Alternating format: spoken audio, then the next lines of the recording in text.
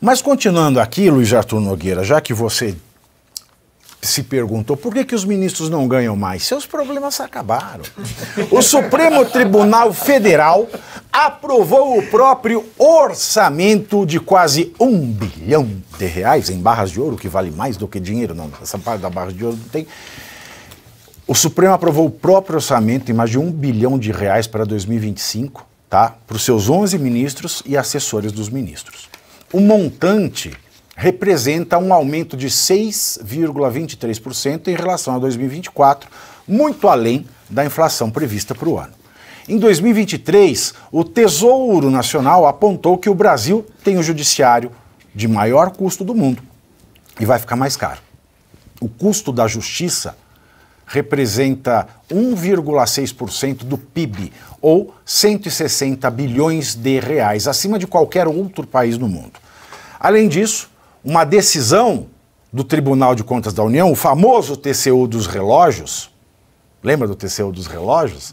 O Tribunal de Contas da União colocou o governo Lula de saia justa, tá? Porque ele pediu, mandou o governo Lula abrir um crédito extraordinário de 1,35 bilhão de reais para o Poder Judiciário, fora dos limites do arcabouço fiscal. Isso porque o TCU determinou a restituição de diferenças retroativas de limites concedidos entre 2017 e 2019, decisão que contrariou o governo e gerou críticas do Legislativo. E o presidente Bolsonaro não pagou esse reajuste. Pavinato. Fala muito, hein? Fala muita coisa isso aí, hein? Pavinato, conclusão, né? Orçamento aqui de quase R$1 bilhão. Na prática, a gente tem um judiciário que é ineficiente, não atende a maioria da população e custa caro. Pois é, aí a gente vê quantas joias da Michele Bolsonaro dá para comprar com esse dinheiro. Não é que o juiz ele tá sem receber. É que o juiz não está tendo aumento. Não é? Tem mais charge, Schmock? Eu estava pensando que eu já tinha feito uma charge em relação a isso e eu até estou procurando ela para a gente passar aqui mais para frente. Mas eu fico pensando que não só isso, não só ele não funciona, o nosso judiciário. Você coloquei. Que bonito. Sabe o que ia ficar engraçado? Sabe Chaves? Sei. Ah, sim. Entendeu, né? Entendi, não precisa lógico, falar mais não precisa nada. falar mais. Não. Essa vai ser inclusive para você, para o programa, para o teu programa aqui. Muito obrigado. Eu vou programar uma para você. Aqui do STF Friends, né? Afinal de contas, essa charge, ela... Volta a charge ali, só para as pessoas entenderem. Eu não sou tão bonito, né? É o Flávio Dino, o Lula...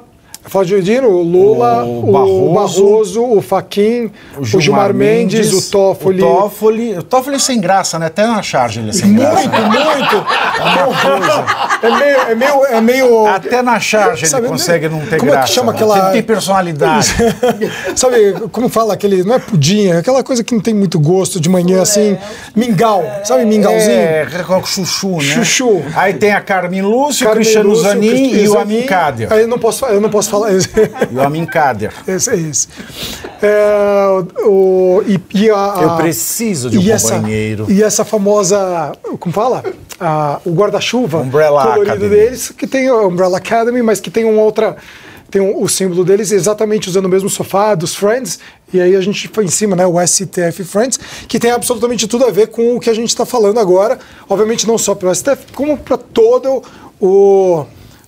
a verticalização do judiciário brasileiro. Pensar que esses R$1 bilhão e tantos reais, né, Luiz, podia ser usado em tanta coisa mais... um pouquinho mais bem utilizado em outras... Tá usando para perseguir a gente. Mas dava para usar para tanta coisa boa. Inclusive, eu estou precisando aumentar aqui também a minha carga orçamentária aqui em casa. Podia sobrar um pouquinho para a gente. Mas não, tem que sobrar para esse judiciário que absolutamente a gente acha que não faz nada. Professor Suano, O que eu fiz? ele merece? Quem? O judiciário. Claro que merece. Vamos tentar falar de uma forma idealizada. Sim, um juiz deveria receber muito, deveria receber um salário digno para que ele não precisasse, para que ele não precisasse se vender. Isso é o correto, para que ele não precisasse se vender, que houvesse um salário fixo que não rompesse com o teto constitucional, para os poderes ou para as autoridades. O problema todo é que ele tem um salário mínimo, um salário básico. Esse salário básico tem uma série de aditivos que vão aumentando ao longo do tempo. Além de todo uma esse ano aumentou a maconha, né? Que já não, o usuário já não é um aditivo. É um aditivo, pode até ser um aditivo, mas veja, aí você entende, qual é o problema todo? Veja, todos os aditivos que são colocados, com todo respeito, você dá um adicional a cada 5 anos, ora, médico, professor, militar, todos eles... Afinal de contas, todos os cidadãos que trabalham de alguma maneira e se dedicam por um determinado tempo, em qualquer atividade que seja, eles não têm. E eles são apenas servidores públicos, eles são autoridades que na realidade são empregados do povo. Aí você pega e olha uma perspectiva dessa. Eles começam recebendo algo, aumenta e não tem fundo poço para eles. Isso é que é o maior problema. Com esse 1,8 bilhão, que o judiciário poderia fazer meia-culpa, ter vergonha na cara e mandar para o Rio Grande do Sul. Se eles mandam esse 1,8 bilhão para o Rio Grande do Sul, eles resolvem parte dos problemas daqui um determinado segmento, que o Rio Grande do Sul precisa pelo menos que se reconheça que ele não deve mais nada. E deveriam ter vergonha na cara, inclusive, e acabar com essa palhaçada, dizer que não, nós vamos parcelar a sua dívida e não vamos encobrir os juros. Eles não devem nada, já foi pago. Além disso, que eles não registram que foi pago, ainda assim eles colocam sobre o Rio Grande do Sul uma dívida que virá no futuro. Para eles fazerem o quê? Reconstruir um Estado que não deve, mas ainda assim não pode receber os recursos, por qual razão? A alegação é que não tem dinheiro. Porque o Rio Grande do Sul está esperando a ajuda do governo federal desde a enchente de 41. Né? Exato. Mas você encontra uma série de... Detalhe, veja, tudo que foi dito sobre o Rio Grande do Sul se alega que não há recursos para tanto. A mesmo porque você precisa fazer cortes, os cortes do orçamento que o Haddad está fazendo, o que se alega é que ele tem que manter a austeridade fiscal. Mas os únicos cortes que a gente vê do governo são os da Daniela Lima. Mas Pavinato, você falou, merecem? Não merecem. Eles deveriam ter abatido seus salários. Por qual razão? Porque não cumpre. Eles são ineficazes e ineficientes. Eles são ineficazes nos resultados, porque não trazem resultados para o povo. E são ineficientes por causa de toda a pantomima que eles usam para tomar uma decisão. O que é uma pantomima? Explica para a nossa audiência. Eu vou falar de uma forma que eu estou usando aqui, que nem necessariamente signifique. Toda aquela palhaçada de saídas e artimanhas que são utilizadas para que você possa mascarar uma decisão verdadeira. Sabe que a palavra artimanha é uma palavra que me vem a gente você vai querer que você vai querer não, que é sério, tem palavras que vêm pessoas na cabeça. Artimanha é uma palavra que vem a Janja na cabeça. Falando em Janja, o pessoal está sugerindo, viu, Chimó, que naquela sua charge lá do sofá com os ministros... O legal de fazer desenho é isso aí, que todo mundo tem um pitaco lá dar, é maravilhoso. Olha lá, o pessoal está dizendo que são pessoas tão ilustres aí que eles mereciam o sofá da Janja de 65 mil reais. Entendeu? Lógico. Né? O bom de desenhar é que às vezes eu não preciso falar nada, eu só coloco o desenho e já está tudo resolvido. É verdade. Em condições normais, eu já acho que é um completo absurdo você mesmo julgando que o seu salário, que é pago com impostos públicos, ou seja, com o dinheiro do povo, deve aumentar. Em condições normais. É o caso do legislativo também. Exato. Né? E acontece exatamente isso. Isso é um ponto importante. A gente está falando aqui do judiciário porque é o da vez, mas é importante a gente lembrar que isso acontece dentro do Congresso.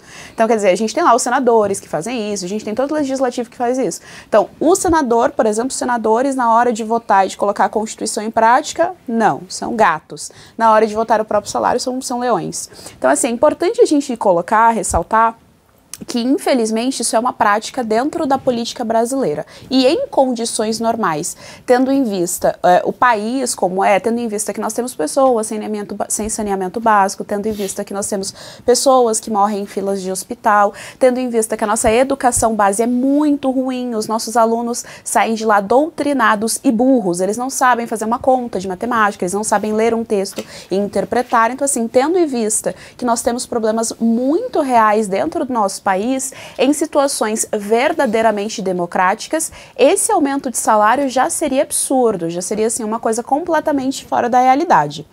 Mas nós estamos numa situação ainda pior. Além de todos esses problemas que eu mencionei, nós ainda temos um judiciário que está centralizando o poder, deixando esse aparelhamento ideológico mais amarrado dentro das instituições.